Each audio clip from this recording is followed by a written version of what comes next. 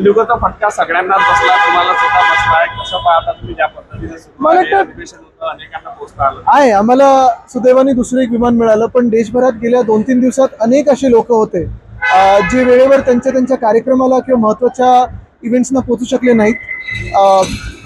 आपण पाहतो जो काही गोंधळ सगळीकडेच उडालेला आहे. आता याच्यात नेमकं जबाबदार कोण? इंडिगोच्या सगळ्या पूर्ण गोंधळामध्ये ठीक आहे, सीओला तुम्ही एक शोकॉज नोटीस पाठवलेली आहे, पण जे मंत्री महोदय आहेत ते देखील याच्यात जबाबदार नाही आहेत का?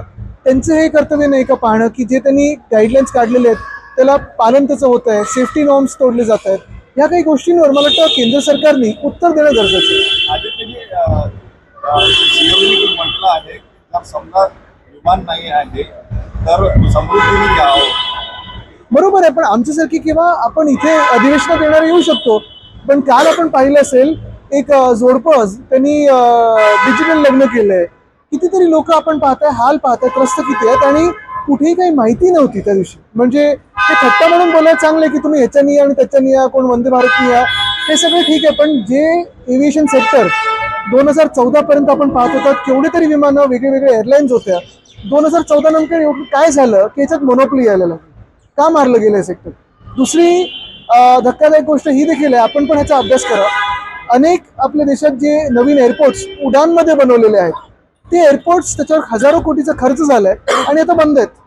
कामगार सेनेचा वाद मोठा उफाळलेला आहे. आज बैठक सुद्धा घेतली होती साहेबांनी. कसं पाहता हा वाद पुढे हळूहळू वाढत जाणार? माझी इच्छा आहे की हा वाद वाढू नये, पण जर भाजपने राडा करण्याचा प्रयत्न केला, कुठेही वातावरण खराब करण्याचा प्रयत्न केला तर त्याला उत्तर दिलं जाईल. ह्याच्यात एक आपण टॅक्टिक पहा. भाजप असं करतं, मुंबईत आता 2 पंचतारिका हॉटेलमध्ये केलेलं आहे. पहिली गोष्ट म्हणजे पोलीस बंदोबस्त लावतं आणि त्यांच्या मागून SRPFच्या मागून लपून हे भाजपची काही टोळी येते आणि स्वतःचा बोर्ड लावण्याचा प्रयत्न करते. ह्याच्यातून 2 गोष्टी येतात. एक, स्वतः काही करण्याची हिंमत नाहीये, पोलिसांचा वापर केला जातो. पण दुसरी गोष्ट म्हणजे जे काही सरकारी बाकीचं पण म्हणजे यंत्रणा, मग महानगरपालिका असेल वगैरे, त्याच्या माध्यमातून तिकडचे हॉटेल्स असतील, इंडस्ट्रीज असतील, त्यांना दमदाटी केली जाते. आणि ही दमदाटी केल्यानंतर आपण पाहताय तिकडचं वातावरण कसं खराब होतं. म्हणजे येणारं जे पर्यटन देखील आहे ते देखील भाजप घालवण्याचा प्रयत्न महाराष्ट्रातून करत आहे. जसे उद्योग गुजरातला पळवले तसं पर्यटन देखील पळवण्याचा प्रयत्न आहे. उद्धव साहेबांना असे म्हटलं तर विरोधी पक्ष नेता नसेल तर उपमुख्यमंत्री नसावं. तर त्यांनी म्हटलंय की तुमच्याकडे संख्याबळ जुळत नाही, त्यासाठी तुम्ही काम करा, आमच्या रडत बसण्यापेक्षा. नाही, पण तुमच्याकडे संख्याबळ आहे ना, मग तुम्ही 2 बोगस पदं कशाला निर्माण केलीत? संख्याबळ तुमच्याकडे तर चांगलंच आहे. निवडणूक आयोगाने एवढं संख्याबळ दिलेलं आहे, मग तुम्ही ही खोटी पदं का निर्माण केली? सर, हिंदी में जानना चाहेंगे आपके मित्र पक्ष जी एक ये पूरा नतीजे फिर आता हूँ. विरोधी पक्ष नेता नाही आहे, दुसरीकडे विरोधकांना यावेळेस बंगले सुद्धा दिले गेलेले नाही आहे. त्यामुळे भास्कर जाधवांनी असे म्हटलं की आम्ही रस्त्यावर प्रेस कॉन्फरन्स घ्यायचं. म्हणजे हे सगळं जे वातावरण बघा, तुम्हाला सांगतो ह्याच्यातून जो सत्ताधारी पक्ष आहे भाजप आणि त्यांचे जे 2 मित्र पक्ष आहेत म्हणजे ॲनाकोंडा आणि 2 विषारी साप, ह्यांची वृत्ती ही कळते की सगळं काही ढापायचं, सगळं काही हडपायचं आणि स्वतःकडे ठेवायचं. को एक्झिस्टन्स हा त्यांच्यामध्ये प्रकारच नाही आहे. आणि आम्ही कशासाठी भांडतोय? आम्ही पदांसाठी भांडतच नाही होत. आपण पहा, लोकशाहीमध्ये जे पद असायला पाहिजे ते नाही ठेवत, त्याच्याने 2 खोटी पदं निर्माण केली. चला, त्याच्यासाठी पण आम्ही भांडत नाही होत, पण जे आम्ही सतत मागे लागलोय की कर्जमुक्ती द्या, कर्जमुक्ती द्या, ते तरी द्या ना तुम्ही. एवढं सगळं तुमच्याकडे आहे ना, कर्जमुक्ती तर द्या शेतकऱ्याला.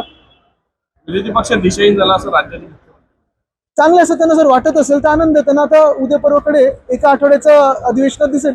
उद्धव साहेब कामकाजात सहभागी होतील का काही? 100% होणार आहे.